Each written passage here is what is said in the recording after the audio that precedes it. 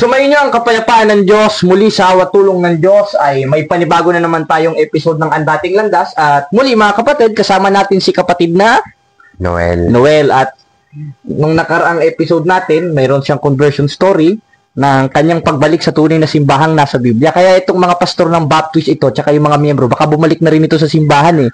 No, onti na lang yan. Manood lang kayo ng manood. I-block nyo ko ng i-block. Lalabas ang katotohanan, pastor ka. Sinasabi ko sa iyo, pati yung mga miyembro mo, may araw rin kayo. Pag nakita ko kayo, didiskusyonin ko talaga kayo. Kahit saan, sinasabi ko sa inyo, makasalubong ko kayo, didiskusyonin ko talaga kayo. Bakit? Basahin natin ang 15:2 ng unang Korinto. Ganito ang ating mababasa. At sa pamamagitan naman ito, ligtas kayo. Ligtas pala tayo. Kung matyaga ninyong iingatan ang mga salitang ipinangaral ko sa inyo. Ibig sabihin ng matyaga, kapatid na Noel, kahit saang lugar, kahit anong oras, ibig sabihin, obligado kang sundin ang utos ng Diyos. At isa sa manifestasyon nun, yung ginawa ni Cruz sa 23:15 ng Mateo, yung nakipagdebate, yung pumuna ng mali. Basahin natin sa 1:13 ng Tito, kapatid na Noel. Ang patotong ito ay tunay. Dahil dito'y sawayin mong may kabagsikan sila upang sila magpakagaling sa pananampalataya. Ayan, para pala magpakagaling sa pananampalataya, yung may maling pananampalataya, sasawayin nating may kabagsikan. Sinasabi nila, kung talagang sa Diyos kayo, bakit kayo nang aaway? Talaga nang aaway kami dahil yun ang utos 12:9 ng Roma. Ang pag-ibig ay walang maging pagpapaimbabaw.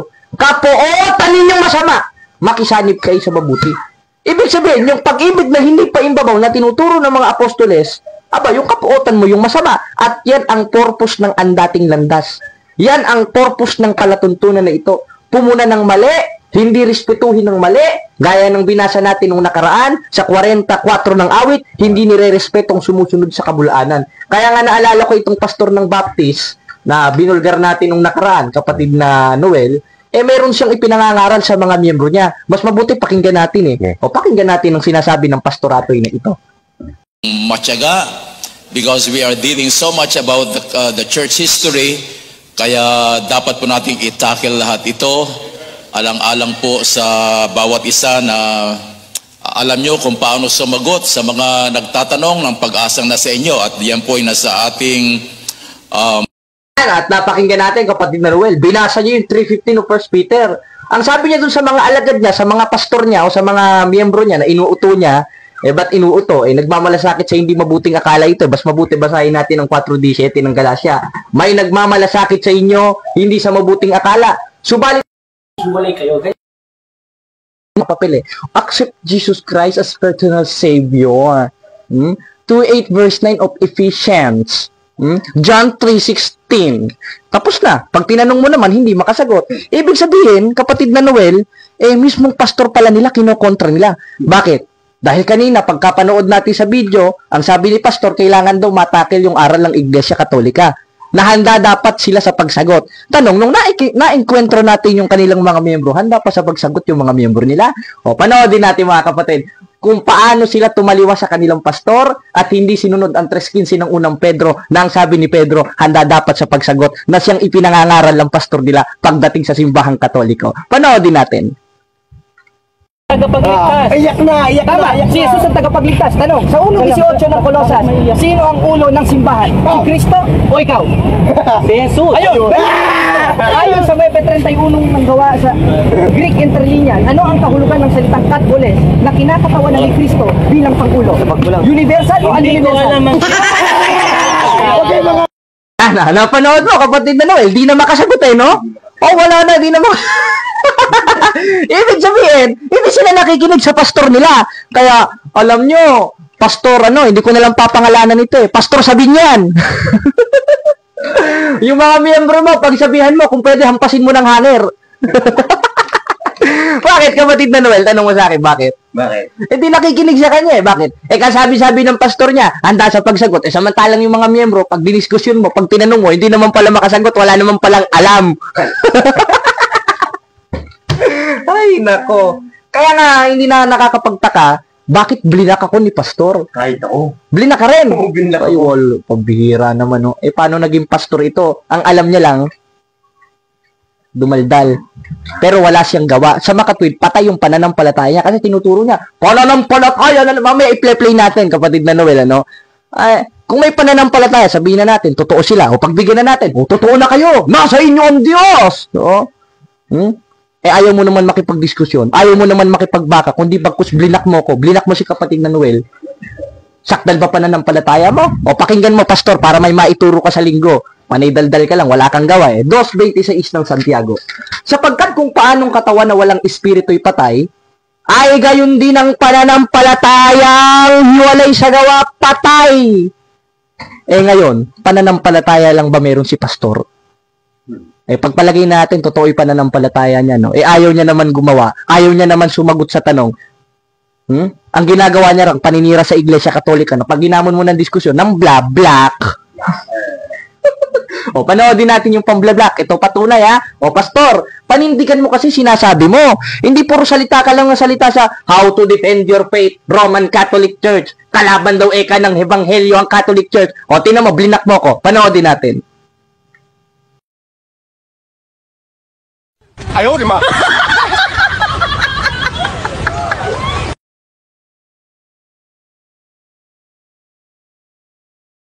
Nakita mo, no? Blinak! Malinaw na malinaw. This person is unavailable. On Messenger. Pero available sa pangloloko. Available sa paninira sa aral ng simbahan. Pero pag pinatulan, takbo na sa aparador.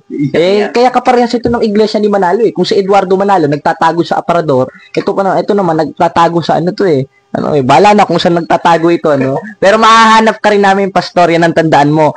At pag nakita ka namin, automatically, didiskusyonin ka namin. May papel kaming dala, magpirmahan tayo, patunayan mo na si Santa Maria ay hindi ina ng Diyos, patutunayan ko si Santa Maria ina ng Diyos. Pangalawang tema, patunayan mong hindi itinatag ni Kristo ang simbahang Katoliko, patutunayan ko, itinatag ni Kristo ang simbahang Katoliko at sa demonyo ka, ayon sa Biblia. Kasama ka dun sa mga lumabas sa pintuan ng Hades. Basahin natin ang 16:18 ng Mateo. Ikay Pedro, sa ibabaw ng Baptist Church na ito, mali. Sa ibabaw ng batong ito, itatayo ko ang aking Baptist Church. Baptist ba? Iglesia. Tuloy natin. Itatayo ko ang aking iglesia. At ang pintuan ng Hades, hindi magsisipanaig laban sa kanya. Kung yung pintuan nga ng Hades, hindi magsisipanaig, paano pa kaya itong mga pastor ng demonyo na ito, na mga lumalabas doon sa pintuan ng Hades para umihi, tsaka tumae, para siraan ng simbahan.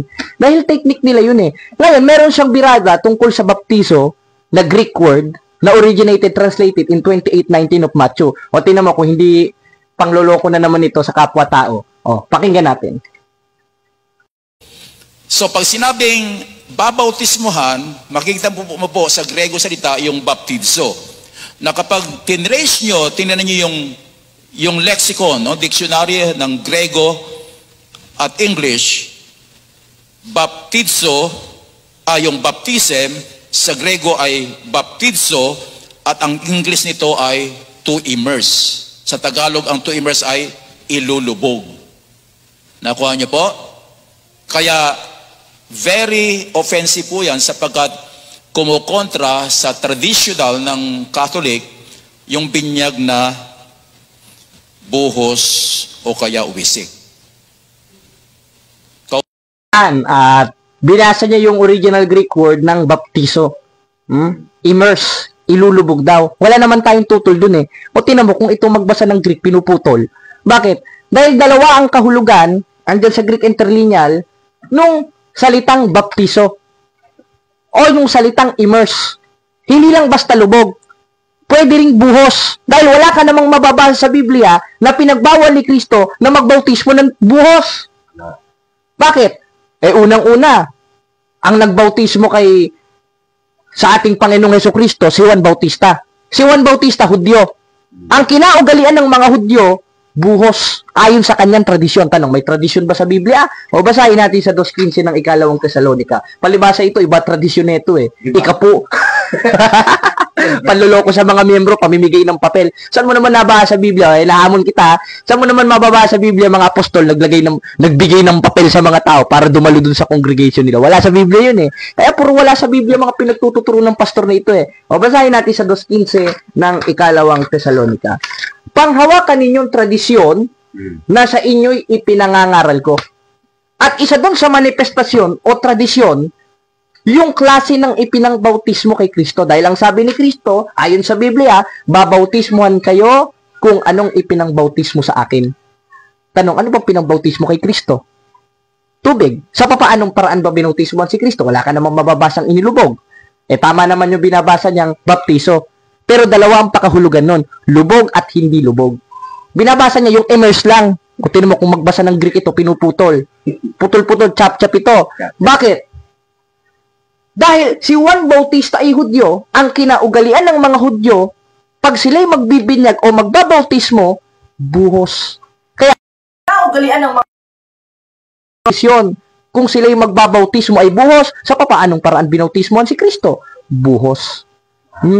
At wala ka namang mababasa sa Biblia, pastor, na bawal magbautismo ng buhos. Basahin natin ang 28:19 ng Mateo. Ito, matututo ka na naman. May ituturo ko na naman sa worship service nyo. Basahin natin. Dahil nga dito'y magsiyahon kayo sa bawat bansa at gumawa ng alagad. At sila'y inyong bautismuhan sa pangalan ng Ama, Anak at Espiritu Santo. Wala namang sinabing, bautismuhan nyo, ilubog nyo sa drum. Wala kang mababasa, open parenthesis yung baptiso. Bakit? Dahil dalawa ang pakahulugan nun. Hindi lang pumapatungkol sa paglubog, kundi sa tradisyon ng mga Hudyo, gaya ng ipinangbautismo sa ating Panginoong Hesukristo. Na ano? Na ang kinaugalian ng mga Hudyo, lalo na si San Juan Bautista na Hudyo, buhos. At ganun ang ginawa sa ating Panginoong Hesukristo. Bagamat wala tayong mababasa letra por letra, pero sa diwa meron. At ayon sa konteksto mismo ng Biblia at sa mga sinaunang manuskrito ng Biblia, di may maituturo ka na naman sa mga ano mo. Kaya wag mong pagkontrahin, pastor, na mali magbautismo ng buhos. Ikaw, bautismohan kita. Bautismohan kita, pastor. Gusto mo? Baka ayaw mong bautismohan, ha? Ibig sabihin niya, takot ka sa tubig. Baka may rabies ka. Pero di naman natin sinasabing may rabies itong pastor. Baka lang, baka. Hindi paratang yun kasi baka. Nagtatanong. Kasi puro, katres-tres ng galasi yung sinasabi. Basahin nga natin. Tangang-tanga na ba kayo? Nagsimula kayo sa espiritu, ngayon magtatapos kayo sa laman. At sinabi niya rin, hindi ko lang na-record, kapatid na Noel, galing daw siya sa Katoliko. Kung ang Katoliko, ayon sa history at ayon sa Biblia, ang simbahang itinayo ni Kristo, umurong pala sa pananampalataya ito. At ayon kay Pablo, yung mga umurong sa pananampalataya sa tres-tres ng Galacia, tanga. Kaya kung ang pastor na ito, umurong sa pananampalataya, ayon sa sambayan ng Filipino version sa tres-tres ng Galacia, anong tawag sa kanya? Ikaw may sabi niyan, hindi ako, ha?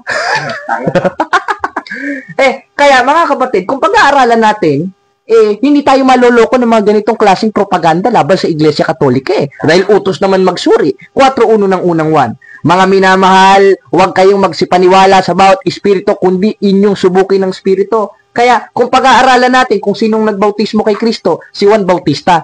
At si Juan Bautista ay Hudyo, at ang kinaugalian ng mga Hudyo pagdating sa bautismo, buhos. Sapagkat yun ang kanilang tradisyon, na ganun rin ang ipinambautismo kay Kristo. Sapagkat wala ka namang mababasa ni si Jesucristo, paglusong sa tubig, inilubog. Hindi inilubog. Wala kang mababasa nun.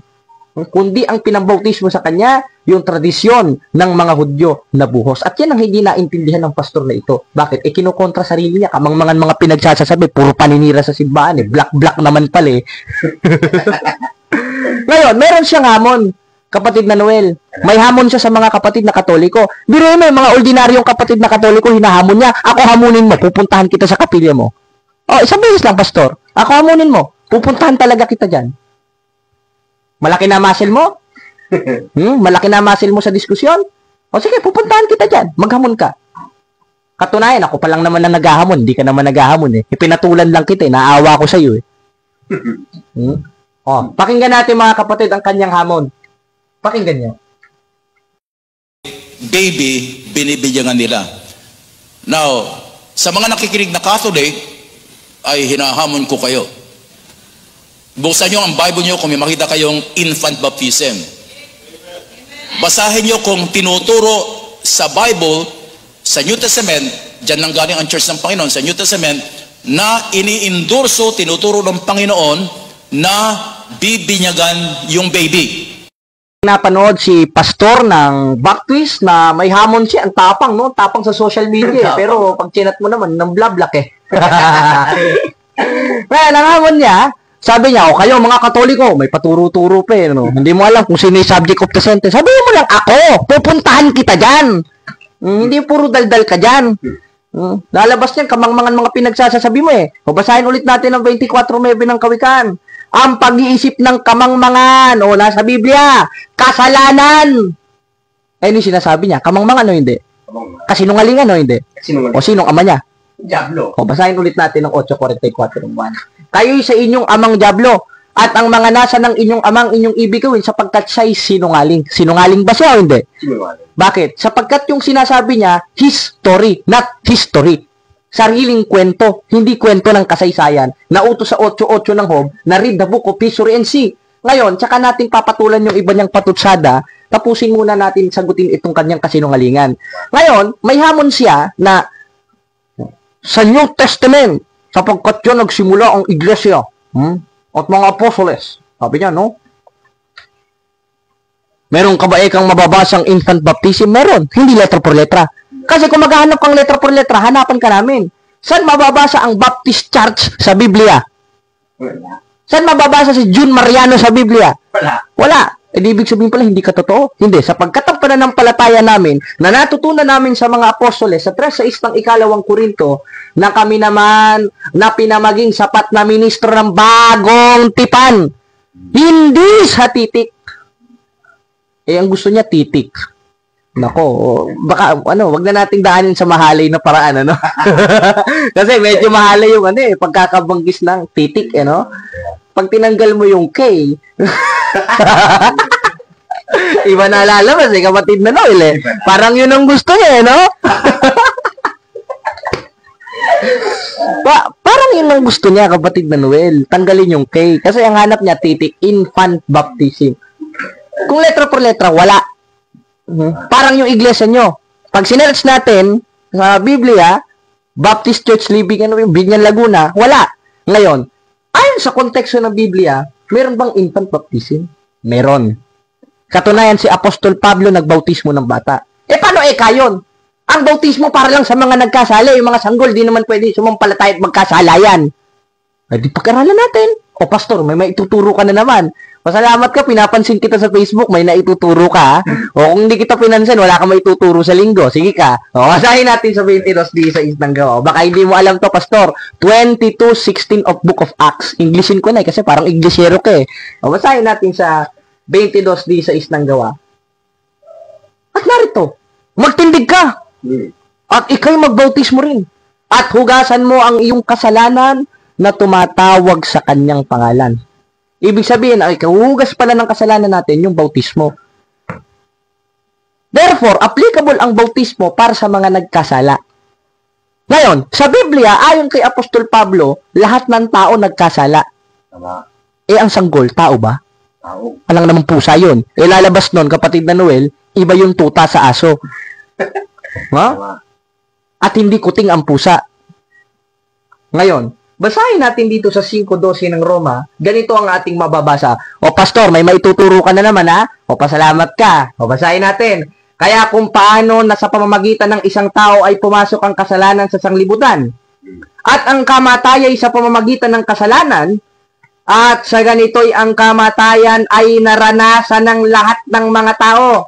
Sapagkat ang lahat ay nangagkasala. Pag sinabing lahat, kasama ba lahat ng tao doon o hindi? Kasama. Yung sanggol, tao ba? Hindi. Tao. Ngayong tao ang sanggol, kapatid na Noel, kasama ba ito sa mga nagkasala, ayon kay Pablo? Kasama. Ngayong kasama, sa paanong paraan mapapatawad ito? Sa pamamagitan ng pagtanggap ng sakramento ng binyag o bautismo. Dahil ayon mismo kay Pablo, sa 22:16 ng gawa, hugasan mo ang iyong kasalanan na tumatawag sa kanyang pangalan. Dahil wala ka namang mababasang bawal magbautismo ng bata. Bakit? Dahil mismo si Apostol Pablo nagbautismo ng bata. O, paano mo ngayon tututulan niya? Nabasa na. Kung showdown yun. Kung mabasa ko, gigibain mo templo mo. Ngayon, nabasa. Giba na kung diskusyon. Kaya ayaw Ha? Bulldozer. O, bulldozer na. O, anong basa? Basahin natin dito sa 16:33 ng gawa. Ganito ang ating mababasa. At pagdakay hinugasan niya ang kanilang mga latay at binautismohan siya at ang buong sangbahayan niya. and his whole family. Ibig sabihin, si Apostol Pablo nagbautismo ng buong sambahayan. Pag sinabing sambahayan, nanay, tatay, ate, kuya, lolo, lola, pati bunso. O baka nilalaro ni pastor yon.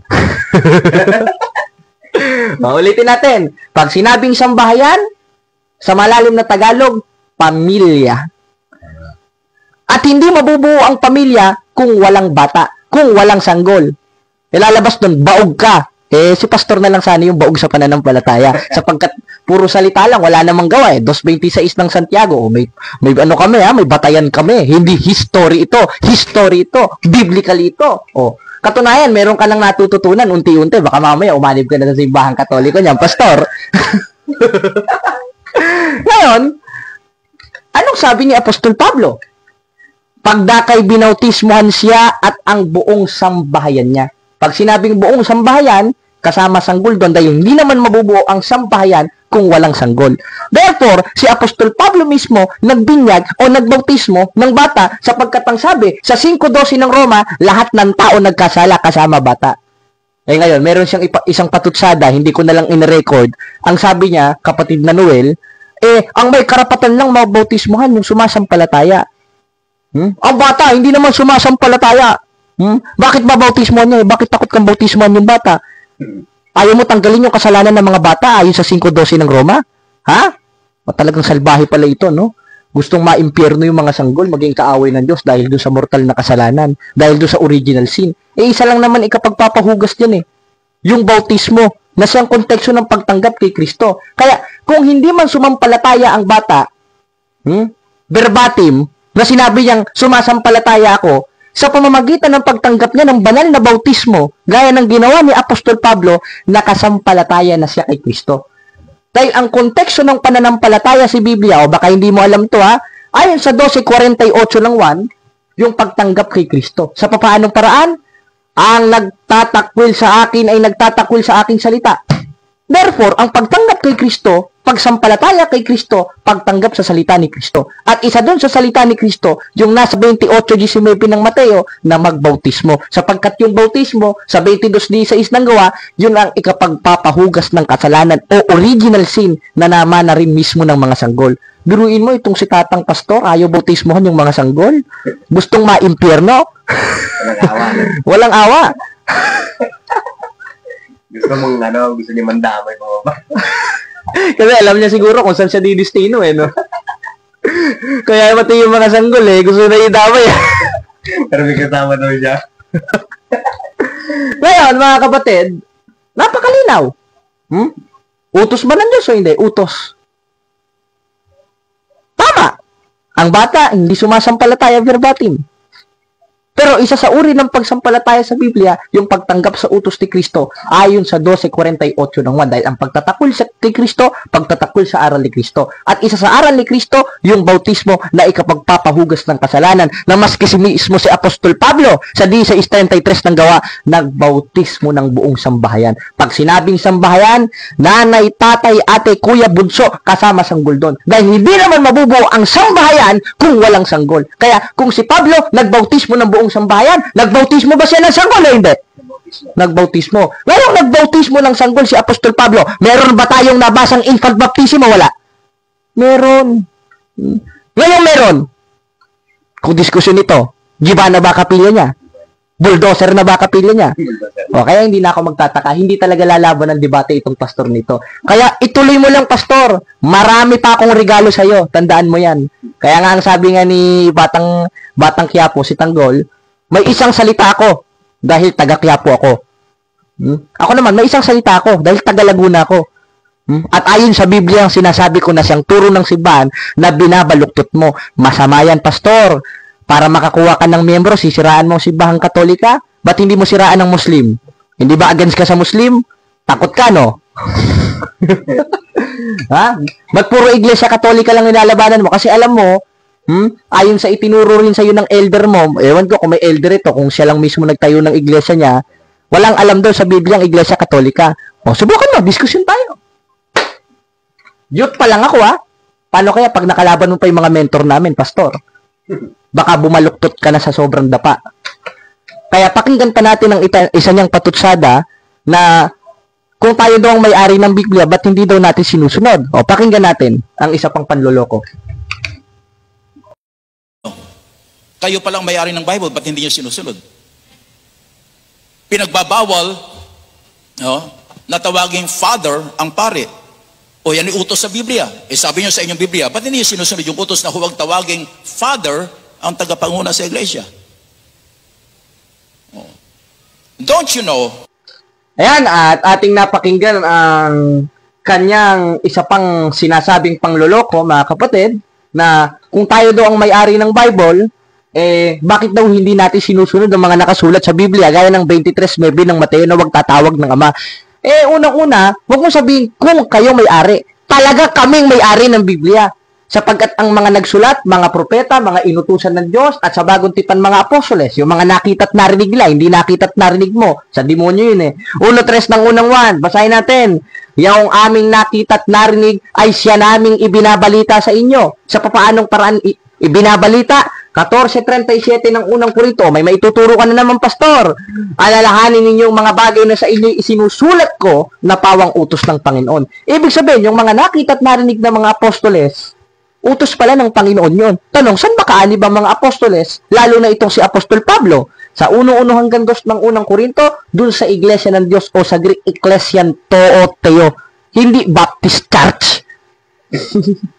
Sapagkat ang Baptist, utos yun, bautismo yun, hindi samahan yun na inirehistro sa Security and Exchange Commission na nagsimula sa Binyan City, Laguna. Nag-umpisa ang tunay na iglesia sa Jerusalem, hindi sa Binyan, Laguna. Pagaling sa Binyan, Laguna, peke yan. Tatag ng tao yan. Tatag yan ni Mariano. Iglesia ni Mariano yan. Gaya na itong pastor ng Baptist na ito. Ngayon, tuloy tayo.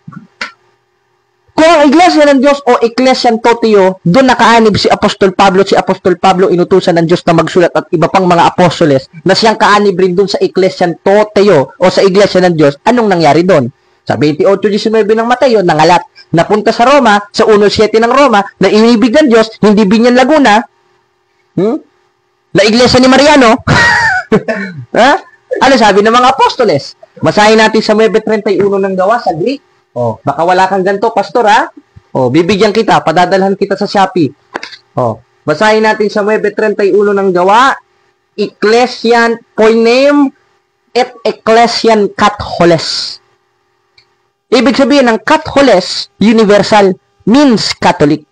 Ngayon napunta sa Roma, ang sabi ni Ignacio, Roman Catholic Church o One Holy Catholic and Apostolic Church, because the true Church of God and true Church of Christ is the Catholic Church, founded 33 AD in Jerusalem, not in Binyan City, Laguna.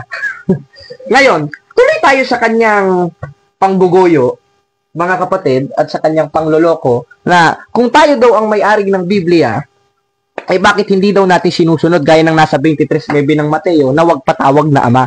Basahin na natin, di mo binasa, para naman may matutunan ka, pastor.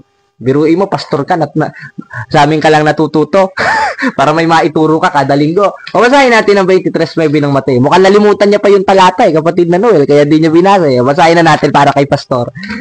Na wag ninyong tawaging amang sino man tao sa lupa, sapagkat iisang inyong Ama sa makatwid bagasya na nasa langit. Kaya yan ay kinotes niya. Kung kayo may-ari ng Biblia, bakit nilalabag niyo ang 23:9 of Book of Matthew? Na wag tatawag na Ama pagdating sa lupa. Ba't si Apostol Juan tumawag na Ama? Sinulatan ng mga apostol at sa mga alagad at yung mga church fathers at tinawag na mga Ama. Basahin natin sa 2:13 ng unang 1. Ganito ang ating mababasa. Pakinggan mo, pastor, ha? Binabati ko kayo o sinusulatan ko kayo mga ama.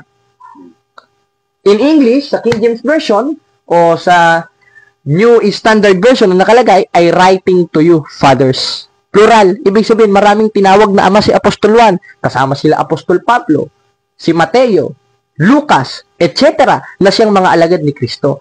Ibig sabihin, tinawag silang ama. Akala ko ba sa 23:9 ng Mateo, wag tatawag na ama? Bakit si Apostol Juan tumawag na ama? Kasi ang subject of the sentence sa 23:9 ng Mateo, hindi ang mga Katoliko, na siyang mga apostoles, kundi yung mga paimbabaw na iskriba at pariseo, gaya ng Baptist Church. Bakit? Sapagkat pumunta ka lang sa Kapitulo 23, makikita mo na eh.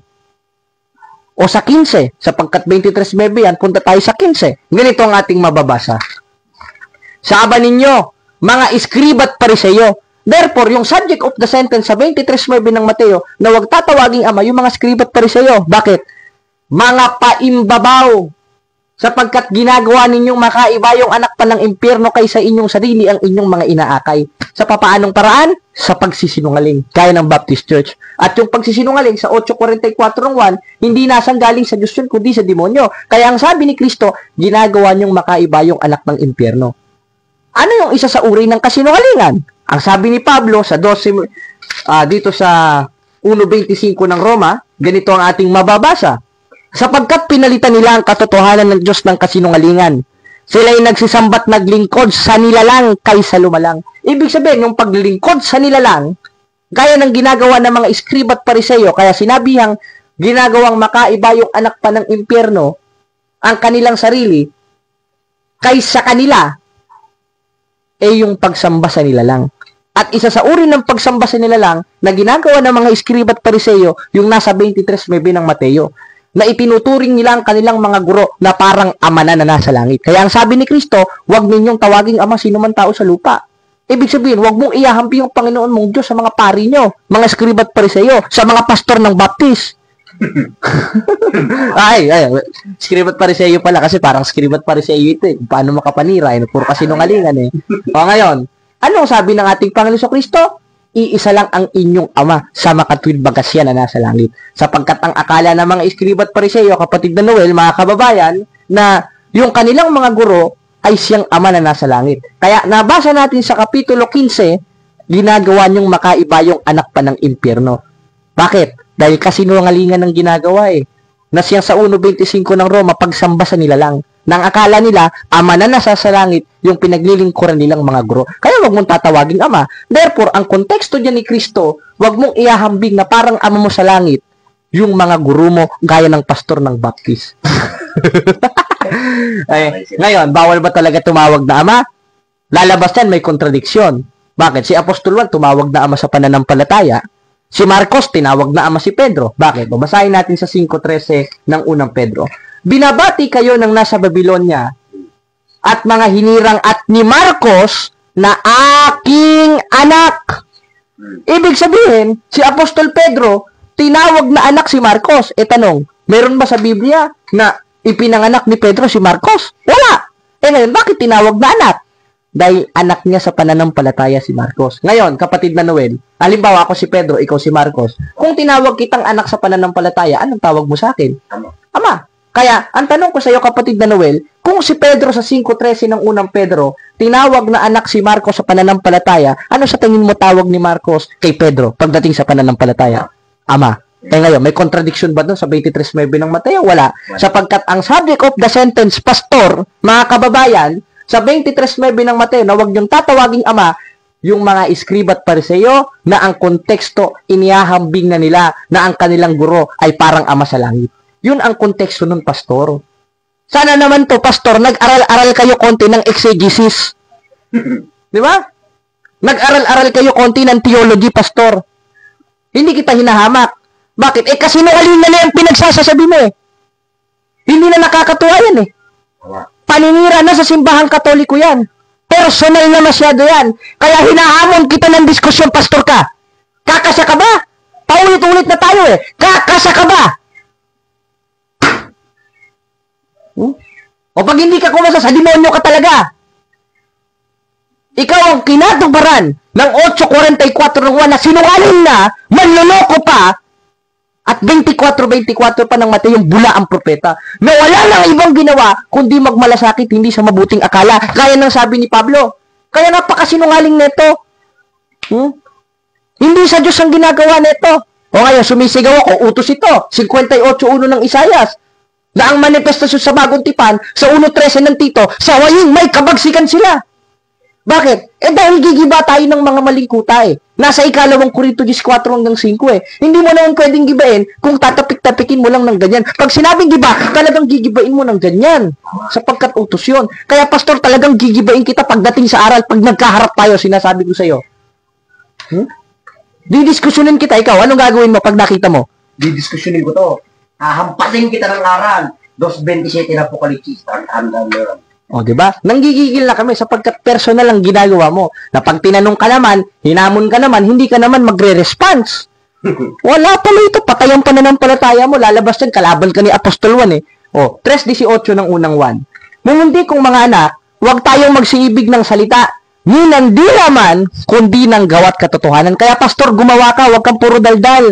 Panindigan mo yung sinasabi mo sa simbahang katoliko kung talagang may bayag ka. Biruin mo, bata lang kami. Nagtatago ka sa aparador dahil sa amin. E paano kaya pag mga elder pa namin ang humarap sa'yo? Saan ka na magtatago niya? Sa ilalim ng lupa. Kaya tandaan mo, hanggat ang content mo, hanggat ang tinetema mo sa mga kababayan kong taga-Binyan, at sa social media tungkol sa aral ng simbahan, hindi kita tatantanan, tandaan mo yan. Magkikita tayo. Yan ang ginagarantiya ko sa'yo. Ngayon, patuloy tayo. Nilabag ba nating mga Katoliko ang 23:9 ng Mateo? Hindi. Sapagkat ang subject of the sentence doon, mga skribat pariseo, hindi mga alagad. Dahil kung absoluto ito na para sa lahat, pagdating sa pananampalataya, si Marcos tinawag si Pedro na ama sa pananampalataya sa 5:13 ng unang Pedro, sapagkat ang tawag ni Pedro kay Marcos ay anak pagdating sa pananampalataya, hindi niya anak sa laman. Ganoon rin si Apostol Juan sa 2:13 ng unang 1. Na sinulatan niyang mga alagad, mga apostoles, na tinawag niyang mga ama. Walang contradiction diyan. Dahil ang subject of the sentence diyan, mga iskribat pariseo. Hindi naman kami iskribat pariseo. Kayo ang iskribat pariseo na mga paimbabaw. Bakit? Sapagkat inyong ginagawang makaiba yung anak pa ng impyerno kaysa inyong sarili, inaakay ninyo. Dahil kasinungalingan po ang pinagtuturo ninyo, pastor. Kawawa mga miyembro mo. Niloloko mo. Tinitwis mo ang aral katoliko. Ngayon, meron pa siyang patutsada, kapatid na Noel, pagdating sa Eucharistia. O, may hamon siya eh. Ang sabi niya, pakinggan, mas mabuti, pakinggan natin. I-play natin mga kapatid at pakinggan nyo kung ano ang kanyang hamon pagdating sa Eucharistia. Talagang galit sa katawan ni Kristo ito eh. O, pakinggan nyo. Nakuha po ng protestante yung ganyang parang traditional na thinking. Although hindi kasing lala ng Catholicism. Okay? Kaya nga sabi ko nga sa inyo, di ba? Noong unang pag-aaral natin, kahit patingnan nyo pa sa chemist. Ano ang ibig sabihin ng chemist? Chemist na asa. Kahit patingnan mo sa chemist, yung mga nag-aaral ng mga chemicals, chemist, kahit ipasuri mo pa yung ostya na yan na binasbasa ng pare, still tinapay pa rin yan, sabihin sa'yo ng chemist. Tinapay ho, hindi nagbago. Hindi ho naging laman ni Kristo, hindi naging flesh. Abay, mag-aalang nga kakainin kung naging katawan nga ni Kristo ito. At yung katas ng ubas, hindi nagbago. Tanong mo sa mga chemist. Mag-dare silang ipacheck kung talagang naging dugo ni Kristo yung katas ng ubas o talagang naging katawan ni Kristo yung osya. At sasabihin siya ng chemist, hindi. Nanatiling tinapay yung osya, lagi nanatiling wafer, at nanatiling katas ng ubas o alak yung nasa kopa. Hamon niya. Yung Eucharistia daw, ipatingin daw natin sa chemist. Ang sabi niya, kay Mrs. daw. Ano kay Mrs.? Tinan mo. Talagang pag magsalita ito, nagpapatawa pa eh. Hindi naman nakakatawa yung jokes eh, no? Napaka-corny eh. Saan kaya niyang baul pinulit yung jokes niya, kapatid na Noel? Biro mo, pagsamba sa Diyos, ganun gagawin nyo. Lalabas niyang kaululan yon. O, basahin natin ang 2:2 ng Ecclesiastes. Aking sinabi tungkol sa tawa, ito'y ulul. Malamang, kinukontra natin ang sarili natin, kapatid na Noel. Hindi. Dahil ang sabi sa Galacia, mga galak kayo sa galak ng pagtatagumpay. Kaya tumatawa tayo para sa pagtatagumpay. Samantalang sila, tumatawa sila sa walang kabuluhan na paraan. Biro mo, chemisis, binigyan ng interpretasyon yung chemistry. O yari ka sa mga scientist niya, baka turukan ka. Ngayon, kapatid na Noel, ang sabi niya, tignan daw natin ang resulta kapag itines sa chemist o sa chemistry yung Eucharistia na binasbasan daw ng pare. Kung ito ba'y naging dugo. Kaya nga may tinatawag tayo na, kapatid na Noel, na Eucharistic miracle, lalo na yung nasa Lasau, Italy. Ngayon, panoodin natin mga kapatid, yung documentary o yung pag-aaral ng mga eksperto kung ano ba, naging laman ba talaga yung Eucharistia o yung Ostia na siyang katawan ni Kristo, na malinaw naman na sinabi niya sa 26:26 ng Mateo na ito ang aking katawan. O panoodin natin ang documentary o short documentary, mga kapatid. Huwag kayong aantukin, bagamat mahaba ito, dedicated dito sa mga pastor na ito, lalo na itong nasa Binyan, ang pag-aaral o pagsusuri ng mga eksperto patungkol sa banal na Eucharistia, lalo na yung nasa Lascaux, Italy. Panoodin natin. Ang tanyag na propesor at doktor na si Dr. Eduardo Linoli. Siya ay propesor ng anatomy at pathological histology, gayon din ng chemistry at clinical microscopy. Siya din ang pinakapinunong doktor sa lahat ng mga ospital ng Arezzo. Ang naging assistant niya ay si Dr. Ruggero Bertelli, isang dalubhasang propesor ng human anatomy sa Siena University. Ang investigasyon ay ginamitan ng state-of-the-art technology at kumpleto sa dokumentasyon kasama ang mga microscopic photographs. Iprinesenta ni Dr. Linoli ang resulta ng kanyang investigasyon at ang kanyang mga natuklasan noong March 4, 1971 at ito ay ipinublish sa Quadernis Clavo di Diagnostica Clinica e di Laboratorio noong September 1971. Sa pag-aaral ni Dr. Linoli, kinumpirma niya na ang laman ay totoong laman at ang dugo ay totoong dugo at pareho itong galing sa buhay na tao. Ang laman ay walang dudang galing sa puso. Nakita niya sa specimen ng laman ang mga sumusunod na bahagi ng puso, ang myocardium, endocardium, vagus nerve at left ventricle. Namangha si Dr. Linoli sa pagkakahiwa ng laman na kanyang ineksamin.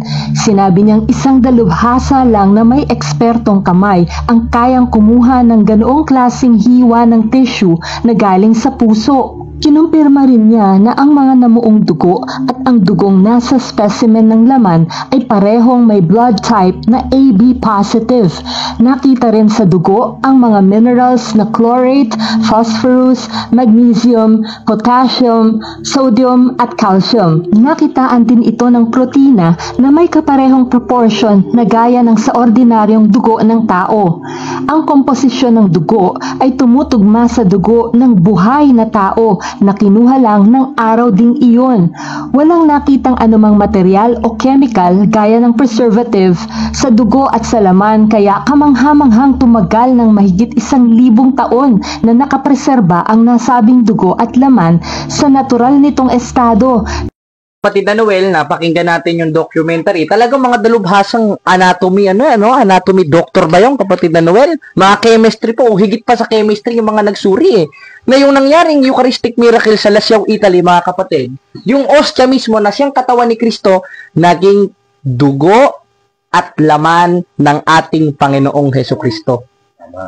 At hindi daw pwede basta-basta, kasi pag kumuha ka ng laman, kapatid na Noel, galing puso, automatically, yung mga blood vessels nito, mamamatay Iyon, 1,000 years na, o 100 years na. Yung DNA, tsaka yung mga blood vessels, buhay pa rin, na parang ngayon lang rin kinuha. Patunay yun, na yung ostia, o yung katawan ni Kristo, ay literal na katawan ni Kristo. Sapagkat wala namang sinabi si Kristo, na ito ay simbolo ng aking katawan. O basahin ulit natin ang 26:26 ng Mateo. At pinagputol-putol niyang tinapay at binigay sa mga lagad. At sinabi, kunin ninyo, kanin ninyo, ito ang aking katawan. Pag sinabing ito, yung subject of the sentence doon, yung hawak niyang tinapay. Sapagkat ang ating Panginoon Jesucristo, hindi naman nakahawak sa sarili niya. Na sinabi niya, ito ang aking katawan. Ang sinabi niyang kanyang katawan, yung osya o yung tinapay. Kaya nagiging literal na katawan ng ating Panginoon Jesucristo yon once nabasbasan at bendisyonan ng pare. At yun ang ginagawa ng mga apostol. Ang takot lang naman sa karunungan ng Diyos, 1:24 ng unang Korinto at sa katawan ni Kristo, yung mga demonyo. Biruin mo, hindi ka naniniwalang katawan ni Kristo yun. Napakalinaw na nga sa 26:26 of Book of Matthew na sinabi ng ating Panginoon Kristo, itong aking katawan, ayaw mo naman maniwala. Di antikristo ka talaga niyan, pastor. 12:48 ng 1, dahil tinatakwil mo yung salita ni Kristo.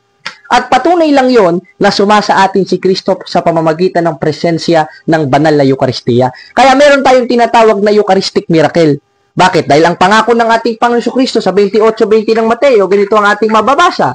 Ako'y sumasa inyong palagi hanggang sa katapusan ng panahon. Eh, di pa naman umuulan ng apoy, kapatid. No? Eh, kung umulan ng apoy, sana dumirekta na dun sa kapilya. Ito kami rin, no? Scout zombie, ano? O, di ba? Kapatid na Noel, tapos na ba panahon? Hindi ba? Umuulan na ba ng apoy? Hindi ba? O, nasa atin pa si Kristo. Nasa atin. Sapagkat hindi sa atin naalis si Kristo. Dahil ang sabi pa ni Pablo sa 13:5 ng ikalawang Korinto, hindi nyo ba alam na si Hesus Kristo'y nasa inyo? Ibig sabihin, nasa atin si Kristo. Sa papaanong paraan? Sa pamamagitan ng tinapay na pinagputol-putol niya at binigay niya sa mga alagad na siya dapat gawin during congregation o tuwing unang araw ng sanglinggo o linggo. Bakit? 27 ng gawa at tuwing unang araw ng sanglinggo nang kami magkapisan at pagputol-putulin ang tinapay. Ibig sabihin, ang mga apostoles, tuwing unang araw ng sanglinggo o linggo, nagpuputol-putol sila ng tinapay. At ayon mismo kay Kristo, sa 26:26 ng Mateo, ito ang aking katawan. Hindi naman sinabi na ito ang simbolo ng aking katawan. Kasi kay Pastor, simbolo daw eh. Wala namang sinabi simbolo. Literal lang, hawak na nga ni Kristo eh. Alam nga naman hawakan yung ano mo. Yung Kristo mo na lang sana yon, Pastor. Dahil bulaan ka, pati Kristo mo bulaan eh. Wala namang tinayong baptist si Kristo eh. O masahin natin. 24 Paano yung magsisipare itong mga bulaang propeta at bulaang Kristo? Yung Kristo niya na lang yun. Gusto ibahawakan. Pero yung Kristo natin, o yung Kristong totoo, na ayon sa Biblia, na siyang nagtatag ng Iglesia Katolika, Apostolika, Romana, na siyang Iglesia ni Kristo, napakalinaw eh. Hawak niya yung tinapay, sinabi niya sa mga lagad, kunin ninyo, kanin ninyo, ito ang aking katawan. Ito ang akong lawas. Sa Cebuano. Sa Chinese, hindi ko alam. Baka alam ni Pastor. Kaya mga kapatid, kung magsusuri tayo, hindi tayo maloloko ng ganitong klaseng pastor eh. Ngayon, meron pa siyang patutsada. Dami niyang patutsada eh. Panoodin na lang natin, kapatid na Noel. Mas maganda. Meron siyang patutsada tungkol sa ugali daw ng mga Catholic o ugali ng mga Katoliko. Pakinggan niyo ang kanyang patutsada.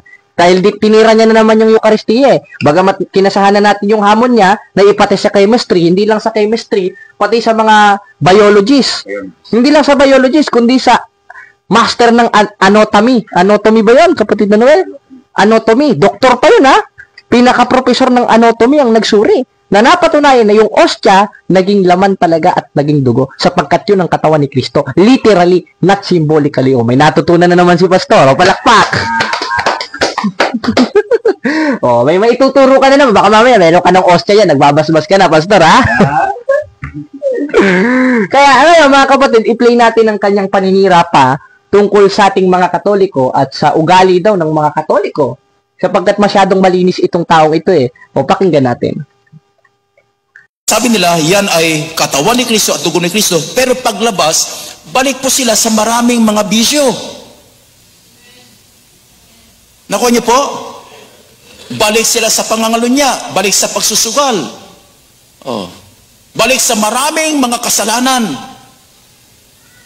Sa nightclub, balik. Balik sa pang-aaway. Notice ang ating basa, napakagulo. Mainly, marami po dyan ay mga taong sinasabing sila Kristiyano at sumisimba sa Roman Catholic Church na hindi naintindihan kung ano ang pagiging spiritual na tao. Di ba ang gulo-gulo ng ating bansa?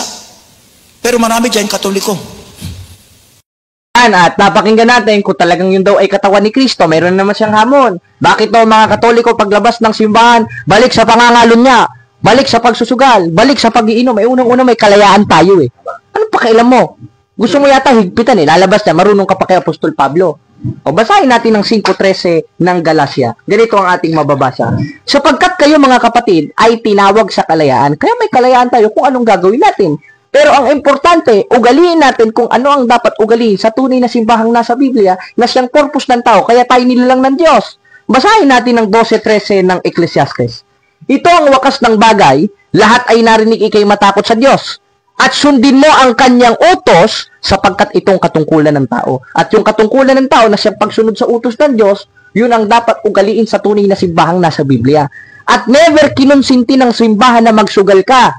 Never na kinonsinti ng simbahan na magsyabo ka, magmariwana ka, maglasing ka sapagkat yan ay bawal ng Biblia. Bagamat ang sabi ni Pablo sa ikalawang Timoteo, unang Timoteo, huwag ka kaiinom ng tubig lamang, uminom ka rin ng kaunting alak, ang bawal yung maglasing. Sapagkat yun ang nasa 6:9 ng unang Korinto na gawa ng laman o gawain ng mga liko na hindi dapat ugaliin sa tunay na simbahang nasa Biblia.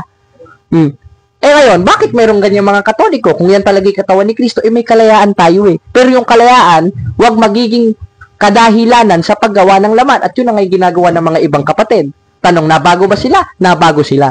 Pero may kalayaan tayo kung ano pwede natin gawin sapagkat lahat naman ng tao nagkakasala eh. Ito yata hindi nagkakasala eh. Lalabas yan, wala sa katotohanan tong pastoratoy na to. Babasahin natin ang 1:8 ng unang 1. Sapagkat kung ating sinasabi tayo walang kasalanan, ay dinadaya natin ang ating sarili, pastor. Dinadaya mo yata sarili mo, wala ka yatang kasalanan. At ang katotohanan ay wala sa atin. Kaya, malinaw na malinaw. Hindi yata sila nagkakasala. Parang parehas yata sila ng doktrina nito di dayuhan na iglesia ng sulpot na sumulpot noong 2020. Kaya nga ang tawag ko dyan, iglesia ng COVID-19. Hindi na yata mga nagkakasala. Patunay yun na wala sila sa katotohanan. Ngayon, patunay na nasa katotohanan tayo. May Diyos na nagpapatawad sa atin sa 4:32 ng Epeso. Nagkakasala tayo. Bakit? 7:20 ng Ecclesiastes. Tunay na walang matwid sa lupa na gumagawa ng mabuti at hindi nagkakasala. Bagamat tayo, tumatanggap tayo ng banal na Eucharistia, nauulit pa rin natin yung mga kasalanan na alam nating masama, patunay lang yun na sa Diyos tayo sapagkat lahat ng tao ay nagkakasala kahit matwid. At ang definisyon ng matwid sa Biblia, 1:6 ng Lucas, ganito po ang ating mababasa. At sila'y kapwa matuwid sa harapan ng Diyos na nagsisilakad ng walang kapintasan sa lahat ng mga utos at palatuntunan ng Panginoon. Therefore, ang definisyon ng matuwid ayon sa Biblia, yung sumusunod sa utos ng Diyos. Ngayon, kung ang definisyon ng matuwid ayon sa Biblia ay sumusunod sa utos ng Diyos, utos man na tumanggap ng katawan ni Kristo, hindi. Utos. Katunayan, 27 ng Gawa, tuwing unang araw ng sanglinggo, obligato tayong tumanggap ng katawan ni Kristo. Ngayong obligato tayong tumanggap ng katawan ni Kristo tuwing unang araw ng sanglinggo na siyang pagsunod sa utos ng Diyos at pag sumunod tayo sa utos ng Diyos, konsideradong matuwid tayo. May possibility ba tayong magkasala o hindi? May possibility. Sapagkat pag sinabi natin wala tayong kasalanan, dinadaya natin ang ating sarili. Hoy, pastor, huwag kang magmalinis. Nung nakaraan nga dyan sa Cavite, may inarestong pastor ng Baptist eh. Gusto pang tumalon sa bintanang walang yung pastoratoy eh. O meron naman dyan sa Pampanga, minumolesta daw yung mga kabataan. O pastor ng Baptist yun ha. O kaya kayong nagpapahirap sa Pilipinas, hindi kami mga Katoliko. Hoy, kapal ng pagbumukha mo. Dahil lahat ng tao nagkakasala. At never kinonsinti ng simbahan na maglasing ka, mambabay ka, magsyabo ka, magmariwana ka, sumama ka sa riot. Makipagsuntukan ka sapagkat walang aral niya ng simbahan. Dahil ang utos, 13:2 ng unang Korinto, pag-ibig. Kaya nga merong kantang, binabago niya ako araw-araw, binabago niya ako araw-araw. Ang Baptist, binabago niya ako every Sunday, binabago niya ako every Saturday. Bakit? Kasi pag Lunes, Martes, Miyerkules, Huwebes, Biyernes na, wala na, balasubas na. Katangahan yan. Kaya, ang simbahan, sabi nga ng isa nating santo, ay ospital ng makakasalanan o mga makasalanan. Kaya tayo nagsisimba para patawarin tayo ng Diyos sa ating mga nagawang kasalanan sapagkat kahit sumusunod tayo sa utos ng Diyos, konsideradong matuwid tayo sa 1:6 ng Lucas, hindi pwedeng hindi tayo magkasala. Kaya nga ang sabi sa kanta, binabago niya ako araw-araw, binabago niya ako araw-araw. Sa Baptist, binabago niya ako every Sunday. Binabago niya ako every Monday. Maganda gawa ng music video itong mga ito. Huwag na bro, sayang lang boses natin sa mga demonyo na yun eh. Ngayon, mga kapatid, sana nagustuhan nyo ang ating komentaryo at ang masasabi natin sa pastor na ito, isa pa, pastor, hindi ka namin tatantanan. Oh, wait lang, bago tayo makapagtapos, may sinasabi nga pala siya. Marami daw tunay na iglesia. I-play natin mga kapatid, tingnan nyo. Hindi ibig sabihin, pag wala kang pangalang Baptist, hindi ka tunay na iglesia. Hindi. I believe maraming tunay na iglesia dyan, nakapareho ng ating panindigan na hindi. Harinig ka sinabi niya. Hindi lang pala pastor ito, kubidyante rin pala, no? Sabi niya, naniniwala daw siya. May sariling paniniwala. Hindi paniniwala ng Biblia na marami daw tunay na iglesia. Abo, marami. Sa Biblia, ilan ba? O, basahin natin sa 1:18 ng Kolosas. At siyang ulo ng katawan sa makatwid bagay ng iglesia. Singular o plural? Singular. Bakit? Katawan. Hindi naman sinabing mga katawan para sabihin mo maraming tunay na iglesia. At hindi kayo yun, hoy. Never kayo naging tunay na iglesia. Leche. Bakit? Kailan lang kayo itanatag eh. May vision. Katunayan, hindi ko lang ma-play. Titignan ko kung nandito sa ating linya yung kanilang... Ayan, kailan ba sila nagsimula? Basta, mayroong record yun. I-play na lang sa part 3. Ngayon, ang sabi niya, marami daw tunay na iglesia. Lalabas doon, maraming katawan si Kristo. Isa yung ulo. Kabira, Voltes 5 yata yung ano nito ah. Voltes 5 yata yung Kristo ni Pastor ah. Sabi niya, I believe, marami daw tunay na iglesia. Marami ba lang katawan si Kristo, tapos isa yung ulo. Oy, nako. Mali, Pastor. O, basahin natin sa 16-18 na Mateo. Total, ang haba na ng video na ito, dapat iniiklian lang kasi mga wala namang kwenta-aral ito eh. Ano sabi?